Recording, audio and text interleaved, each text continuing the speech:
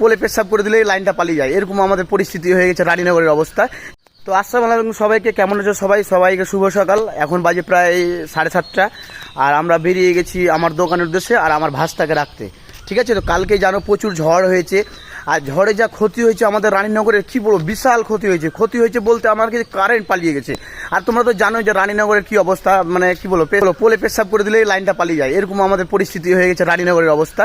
জীবনে কখনো রানীনগর লাইনের পরিবর্তন হবে না। আর আমাদের মানে পরিবেশের যা ক্ষতি হয়েছে, প্রাকৃতিক পরিবেশগুলো দেখাচ্ছি। তো এই যে দেখতে পাচ্ছ আমাদের এখানে গাছগুলো ভেঙে আছে দেখতে পাচ্ছ। আর আমার ভাস্তার সঙ্গে আছে। ভাস, তুমি কোথায় যাচ্ছ বলো তো বেটা, কোথায় যাচ্ছ? হ্যাঁ, মডেল স্কুল যাচ্ছ?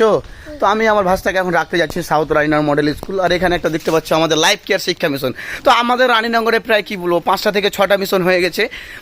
হ্যাঁ, লাইফ কেয়ারের ছাত্রগুলো সবাই চলে এসেছে সকাল সকাল। আর এই যে আমাদের একটা কি বলো বেটি।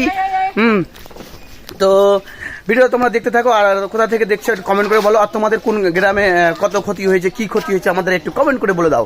ঠিক আছে, তো ভিডিওটা কি করতে হবে আঙ্কেল? আর কি করতে হবে? লাইভ। আর হ্যাঁ, তো আমার ভাষা বলে দিলেও কমেন্ট করতে হবে, আর লাইভ শেয়ার করে দিতে হবে। ঠিক আছে, তো ঠিক আছে, ভালো থেকো, সুস্থ থাকো, এটুকুই আমি ভিডিওটা মানে এখান থেকে শেষ করে দিচ্ছি। ধন্যবাদ সবাইকে।